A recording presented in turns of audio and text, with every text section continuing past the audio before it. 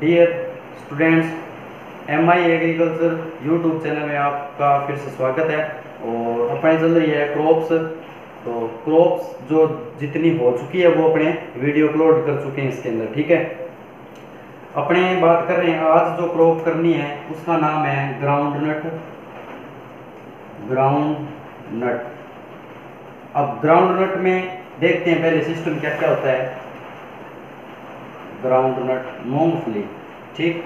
सबसे पहले अपने बात करें इसके अदर नेम की, तो इसको कहा जाता है गरीबों का बादाम, और इसको पीनट के नाम से भी जाना जाता है। पीनट हो गया। एक इसके नाम को जाना जाता है अर्थनट, ठीक। अर्थनट के बाद में इसको एक नाम से और जाना जाता है मंकी नट, ठीक। यानी अपने बात कर रहे हैं ग्राउंडनट की अदर नेम की अगर बात की जाए तो इसको गरीबों का बादाम कहा जाता है, पीनट के नाम से जानी जाती है। अर्थनट यानी ये भूमि के अंदर होता है इसलिए इसको अर्थनट के नाम से भी जाना जाता है, और इसको मंकी नट भी कहा जाता है। इसके बाद में अपने 2 नंबर की इसकी बात करें, बॉटनिकल नेम की अगर बात की जाए तो इसका नाम होता है एरेकिस हाइपोजिया, ठीक। यानी अपने बात करें ग्राउंडनट की तो जो ग्राउंडनट है उसका बॉटनिकल नेम क्या होता है एरेकिस हाइपोजिया। इसके बाद में अपने इसकी बात करें फैमिली की, ये लेग्यूमिनेसी कुल की क्रॉप्स कहलाती है। लेग्यूमिनेसी कुल की क्रॉप्स कहलाती है। इसके बाद में अपनी बात करें इसके अंदर 2N कितने होते हैं। अगर 2N की बात की जाए क्रोमोसोम संख्या तो इसके अंदर 40 क्रोमोसोम पाए जाते हैं। इसके बाद में अपनी बात करें इसके ओरिजिन पेलेस की अगर बात की जाए तो ब्राजील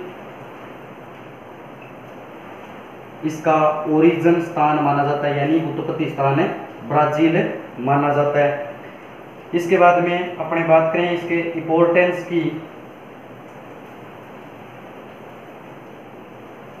सबसे पहले अपने इसमें देखें प्रोटीन की मात्रा,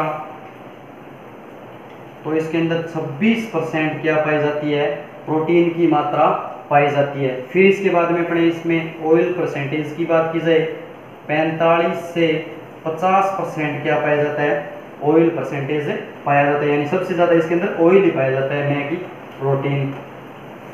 इसके बाद में इसमें बात करें अपने कार्बोहाइड्रेट की, 2% इसमें क्या पाया जाता है, कार्बोहाइड्रेट पाया जाता है। विटामिन सबसे ज्यादा इसमें विटामिन की बात की जाए तो विटामिन ई सबसे ज्यादा इसके अंदर पाया जाता है। एक बार रिवाइज करवा देते हैं। जैसे अपने ग्राउंडनट पढ़ रहे हैं, ग्राउंडनट का अदर नेम तो आपको बता ही दिया सबसे पहले। बॉटनिकल नेम की अगर बात की जाए एरिकस हाइपोजिया। इसके बाद फैमिली की बात की जाए लेग्यूमिनेसी कुल की क्रॉप्स है, 2N बराबर इसके 40 हैं। ओरिजिन पेलेस की अगर बात करूं तो ब्राजील इसका उत्पत्ति स्थान माना जाता है। इंपॉर्टेंस के अंदर ये देखें प्रोटीन की मात्रा 26% पाई जाती है। उसके बाद में अपने 2 नंबर की बात करें ऑयल परसेंटेज की तो 45 से 50% ऑयल परसेंटेज पाया जाता है। नेक्स्ट अपने कार्बोहाइड्रेट की बात करें तो 2% कार्बोहाइड्रेट पाया जाता है। विटामिन की अपनी बात करें तो विटामिन ई इसके अंदर सबसे ज़्यादा पाया जाता है। इसके बाद में अपने नेक्स्ट देखते हैं कि इसके अंदर इंपॉर्टेंस के अंदर ये किस किस प्रकार में काम करती है आगे। सबसे पहले मैं बता दूं कि ये जो क्रॉप है ये दलहन प्लस तिलहन दोनों में काम आती है, यानी अपने ग्राउंडनट को oil seed plus pulses crops के नाम से जानते हैं। यानी अपने इसको अपने ऐसे भी कह सकते हैं ये तिलहन फसल भी है और दाल वाली भी फसल है। ग्राउंडनट की बात कर रहे हैं तो oil seed plus pulses crops दोनों नाम से ये जानी जाती है। इसके बाद में अपने देखते हैं कि इसका जो मूंगफली है इसका शहर जो माने अपने कि किस बंदे ने भारत के अंदर लाया था ये, इसको अपने देखें तो भारत में जेसूफ नाम का, ठीक है, एक पादरी बोलते ना, जैसे अपने कोई फादर होता है, वो लेके आया था इसको। कौन? जेसूफ। इसके बाद इसको जेसूफ को भारत में मूंगफली सबसे पहले लाने का श्रेय मिला हुआ है, यानी जेसूफ फादर लेके आया था मूंगफली को। इसके बाद में अपने इसके अंदर बात करें कि इसकी जो खली होती है, खली के अंदर नाइट्रोजन, खली में नाइट्रोजन सबसे ज़्यादा पाई जाती है, और नाइट्रोजन की जो परसेंटेज मात्रा है वो 7.3% नाइट्रोजन पाई जाती है। इसके बाद में अपनी बात करें जो मूंगफली है उसके अंदर एक रसायन पाया जाता है। कौन सा रसायन की अगर बात करूं, एफ्लाटॉक्सिन, एफ्लाटॉक्सिन के नाम का एक रसायन पाया जाता है। अपने बात कर रहे हैं मूंगफली की, ठीक है, यानी ग्राउंडनट ऑयल सीड प्लस दलहन फसल है। इसका श्रेय भारत में जेसूफ फादर को जाता है। खली में देखें नाइट्रोजन 7.3% पाई जाती है। इसके अंदर एक रसायन पाया जाता है एफ्लाटॉक्सिन नाम का। एफ्लाटॉक्सिन जो है ये एक फंगस के कारण होता है, फंगस के कारण। अब उस फंगस का नाम है एस्परजिलस नाइगर। क्या होता है? जो ये एस्परजिलस नाइगर होती है, जो मूंगफली की फसल अपने होती है फील्ड के अंदर, जब वो आच्छादन करती है तो पत्तियां क्या है, पत्तियों के अंदर एक फंगस फैलता है एस्परजिलस नाइगर।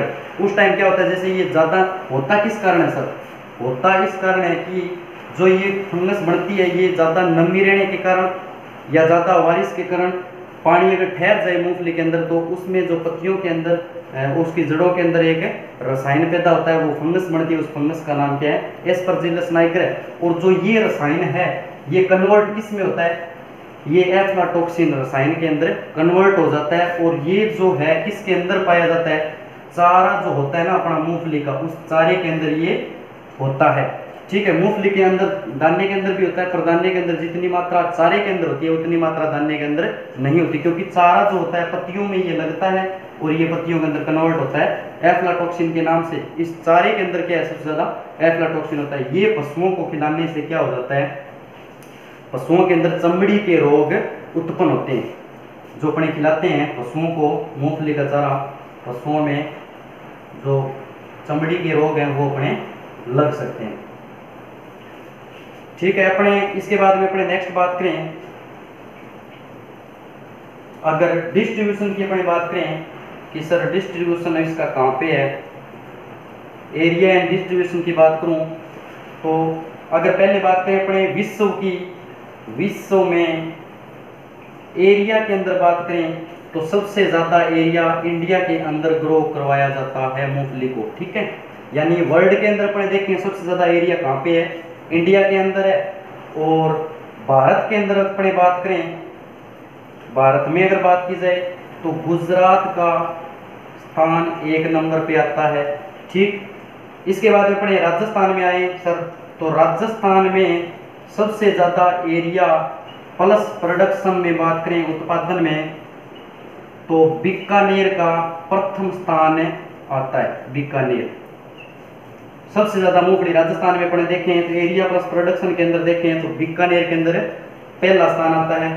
इसके बाद में अपनी बात करें उत्पादकता की, अगर उत्पादकता की बात करें, प्रोडक्टिविटी की बात करें तो सबसे ज्यादा तमिलनाडु की है। सर प्रोडक्टिविटी क्या होती है? 17 से 20 क्विंटल तक प्रति हेक्टेयर निकलती है। यानी उत्पादकता की बात करें तो सबसे ज्यादा तमिलनाडु की है, सॉरी। इसके बाद में अपने बताएं, जैसे एक होता है प्रोडक्शन, एक होता है प्रोडक्टिविटी।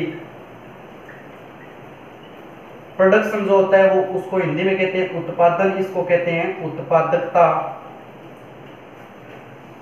ठीक। उत्पादन जो होता है वो अपने जो भी क्रॉप्स है उसमें से जो जितना निकला उसको उत्पादन कहते हैं। प्रोडक्टिविटी की बात करें तो टोटल जो ओवरऑल एरिया है उसके अंदर वो कितना प्रोडक्शन हुआ, उस क्षेत्र में जितना सामान हुआ उसको क्या कहा जाता है? प्रोडक्टिविटी के नाम से जाना जाता है। तो अपने ग्राउंडनट पढ़ रहे हैं। खली में बात करें 7.3% क्या पाया जाती है, नाइट्रोजन। रसायन की बात करूं तो एफ्लाटॉक्सिन नाम का रसायन पाया जाता है।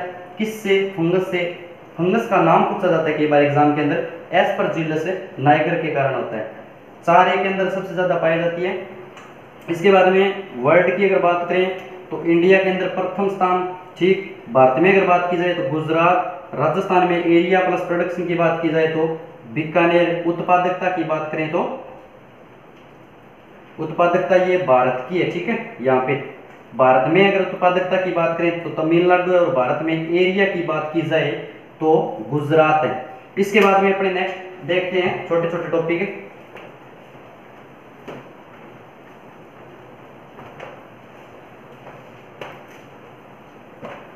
इसके बाद में अगर छोटी सी बात करें अपने की जो ग्राउंडनट है उसके फल को क्या कहा जाता है, यानी जो ग्राउंडनट है,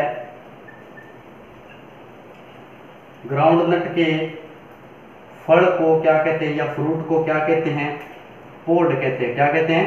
पोड, ठीक है। इसके बाद में अपनी बात करें, इसका एक इंस्टीट्यूट है एनआरसीजी। एनआरसीजी कहाँ पे है? जूनागढ़। जूनागढ़ के अंदर गुजरात। कहाँ पे? जूनागढ़, गुजरात। इसके बाद में अपने बात करें इसकी क्लाइमेट की, यानी जलवायु की अपने बात करें तो मूंगफली को गर्म जलवायु की आवश्यकता होती है। गर्म प्लस सेमी ह्यूमिड कह सकते हैं अपने, ठीक। इसके बाद में अपने बात करें इसके टेम्परेचर की, अगर जर्मिनेशन टेम्परेचर देखें तो 14 से 15 डिग्री सेंटीग्रेड पे क्या हो सकता है, इसका जर्मिनेशन हो जाता है। इसके बाद में बात करें अपने किस प्रकार का प्लांट है, C3 प्लांट है, ठीक। इसके बाद में एक नेक्स्ट बात करें सॉल्ट डे प्लांट है, यानी SDP प्लांट है ये, ठीक। इसके बाद में अपने बात करें सेल्फ पोलिनेटेड क्रॉप है ये, सेल्फ पोलिनेटेड क्रॉप कहलाती है, ठीक। अपनी बात कर रहे हैं ग्राउंडनट की, फल के प्रकार को क्या कहते हैं, पोड कहते हैं। इसके बाद में अपनी बात करें इसका एक मोस्टली इंस्टीट्यूट है एनआरसीजी। 1979 के अंदर इसकी क्या हुई थी, स्थापना मुख्यतः हुई थी। इस्टेब्लिशमेंट देखें इसका तो एनआरसीजी का जूनागढ़ गुजरात 1979। इसके बाद में अपनी बात कर रहे हैं क्लाइमेट की, यानी जलवायु देखें तो गर्म प्लस सेमी ह्यूमिड चाहिए। जर्मिनेशन देखें इसका तो 14 से 15 डिग्री सेंटीग्रेड पे इसका जर्मिनेशन हो जाता है। C3 प्लांट है। इसके बाद शॉर्ट डे प्लांट है, बताए थे लॉन्ग डे और शॉर्ट डे दो प्रकार के प्लांट होते हैं। तो जो मूंगफली है वो क्या है, शॉर्ट डे प्लांट है, और सेल्फ पोलिनेटेड यानी स्वपरागित फसल है। इसके बाद में अपनी बात करेंगे क्लासिफिकेशन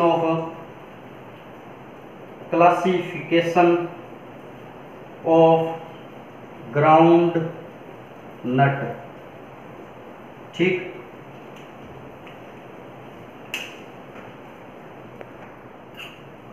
अपने नेक्स्ट बात कर रहे हैं जो ग्राउंडनट है उसके क्लासिफिकेशन की, यानी ये कितने प्रकार की होती है। क्लासिफिकेशन ऑफ ग्राउंडनट,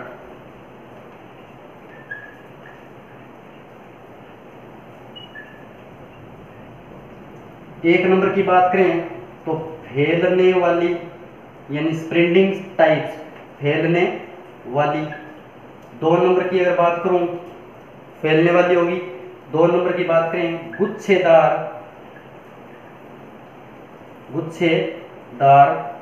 फसल, यानी ये 2 प्रकार की होती है, फैलने वाली और गुच्छेदार। पहले अपने देखें जो फैलने वाली है इसके अंदर ये कितने दिन में डफ अवस्था आती है, यानी ये कितने दिन में पकती है। डफ अवस्था देखें तो 130 डेज इसके लास्ट एंड फाइनली माने जाते हैं। इसके बाद में अपनी बात करें इसकी सीड रेट की, तो जो इसकी सीड रेट है 60 से 80 kg प्रति हेक्टेयर के अंदर सीड रेट डाली जाती है। सीड रेट इसके बाद में अपने गुच्छेदार की बात करें, ठीक, गुच्छेदार में अपने देखें पहले कि 120 डेज पकाव अवस्था में लगते हैं, यानी डफ अवस्था में लगते हैं, ठीक। इसके बाद में अपने गुच्छेदार की अगर सीड रेट की बात करें तो 80 से 100 केजी प्रति हेक्टेयर सीड रेट की आवश्यकता मुख्यतः पड़ती है। अब इसमें देखें, इसका जो दाना होता है वो हल्का गुलाबी रंग का होता है, हल्का गुलाबी रंग का। किसका? फैलने वाली की अगर बात की जाए तो हल्का गुलाबी रंग का होता है, ठीक। और वैरायटी की अगर बात की जाए तो सबसे पहले अगर बात करें इसकी, चंद्रा, चित्रा, अमर, मुख्यतः ये वैरायटी क्या है, फैलने वाली क्रॉप्स की मानी जाती है। इसके बाद में अपने बात करें गुच्छेदार की, गुच्छेदार में सबसे पहले अपने देखें वैरायटीज, इसमें एक नंबर आती है ज्योति, ठीक। फिर फैजापुर फर्स्ट, फैजापुर फर्स्ट,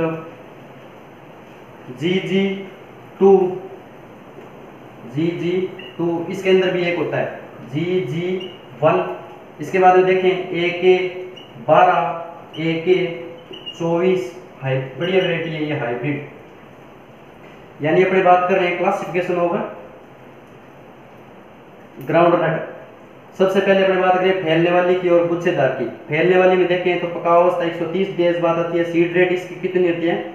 60 से 80 केजी प्रति हेक्टेयर। इसके बाद इसका जो दाना होता है, ग्रेन होता है, वो हल्के गुलाबी रंग का होता है। चंद्रा, चित्रा, अमर, ये GG1 है, इसकी क्या है, मोस्टली वैरायटी उगाई जाती है। इसके बाद में अपनी बात करें गुच्छेदार फसल की, 120 डेज लगते हैं। सीड रेट इसकी देखी जाए तो 100 KG last and finally hectare के अंदर रखी जाती है। वैरायटी की बात करें अपने तो जो ज्योति है, फैजापुर है, और GG2 हो गया, AK12, AK24 हो गया। इसके बाद में अपनी बात करें इसमें सर स्पेसिंग कितनी रखी जाती है, यहाँ पे लिख रहे हैं एक बार, स्पेसिंग की बात करें तो 45 × 15 × 4। सर ये क्या है? पहले बताया था 45 जो होता है वो रो इंटू रो की दूरी रखी जाती है, इंटू अपनी बात करें 15 तो ये जो है प्लांट इंटू प्लांट की दूरी इंटू डेप्थ 4, यानी गहराई कितनी रखी जाती है? 4 सेमी। ये सारा डाटा किस में है? सेमी के अंदर मोस्टली होता है।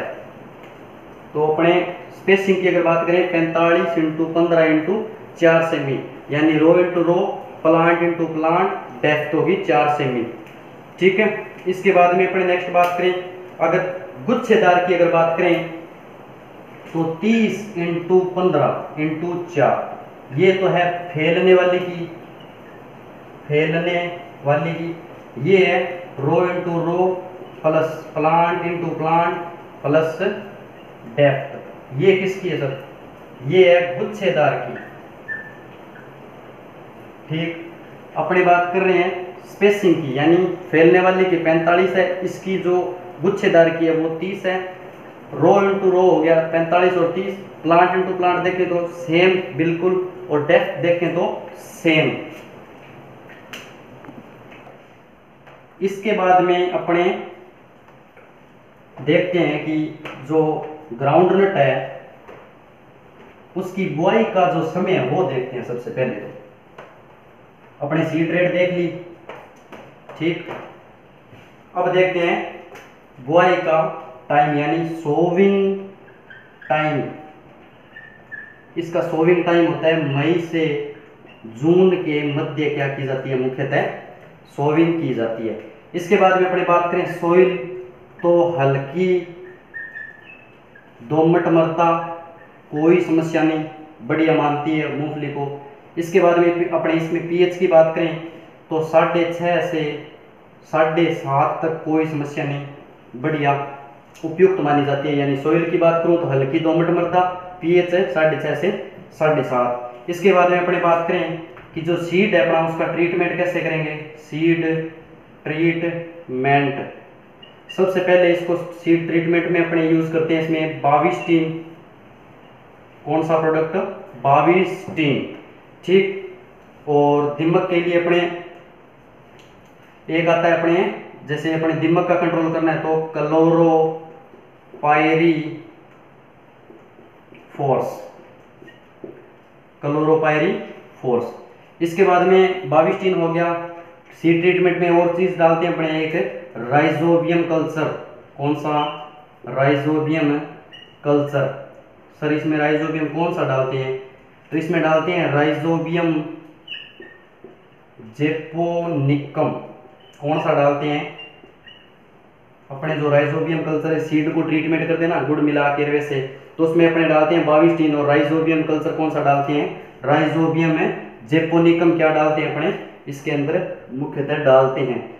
और दिमक का कंट्रोल के लिए अपने भूमि में भी डाल सकते हैं और इसको सीड ट्रीटमेंट के काम में भी लिया जा सकता है, क्लोरोपायरीफॉस को।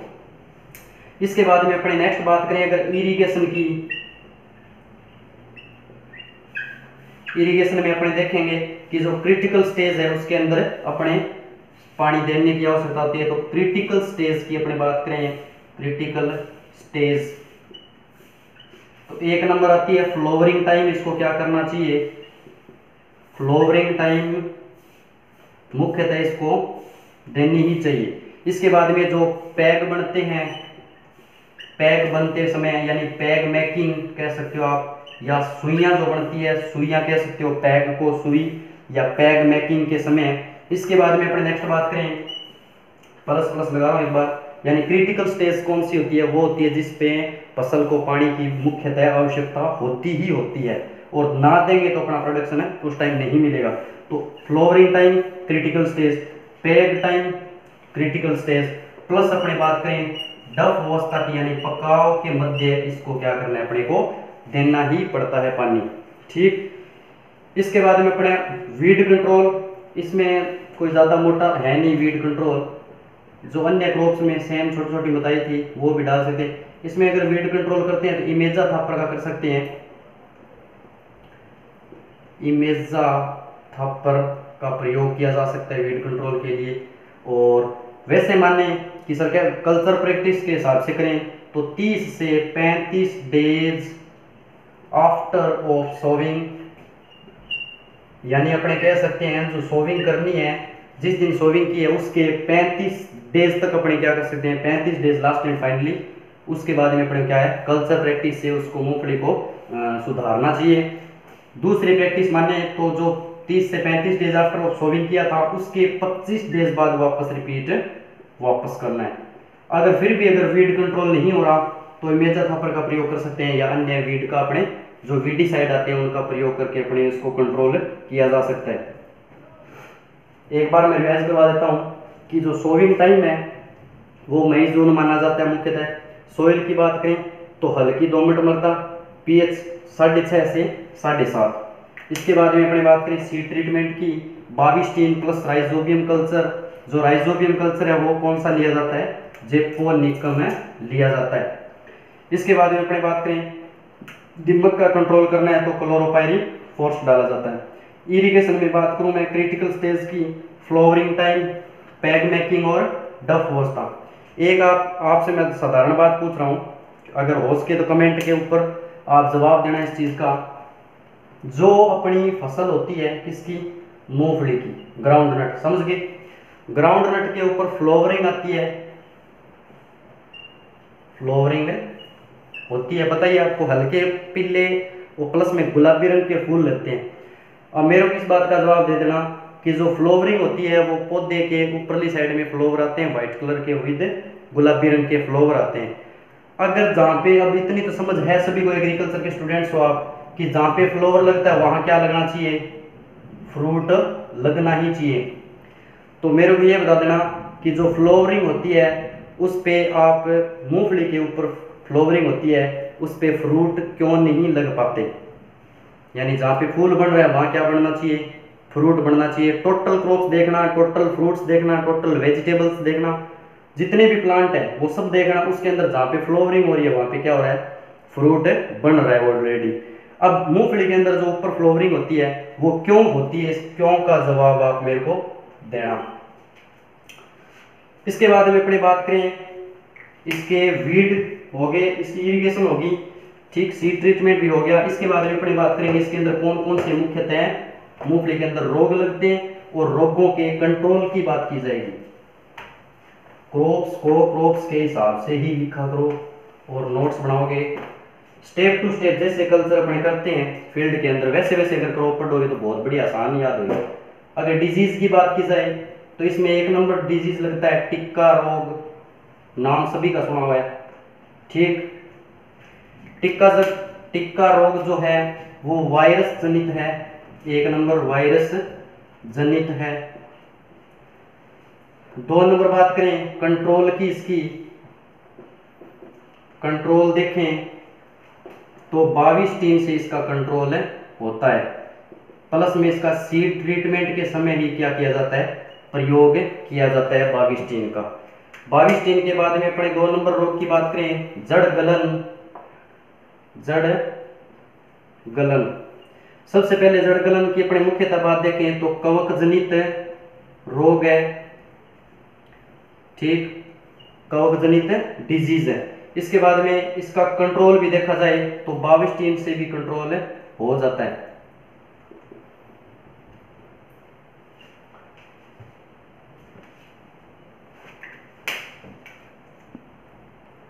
इसके बाद में अपने बात करें जड़ गलन की, कवक जनित रोग है, 22 टीम से कंट्रोल।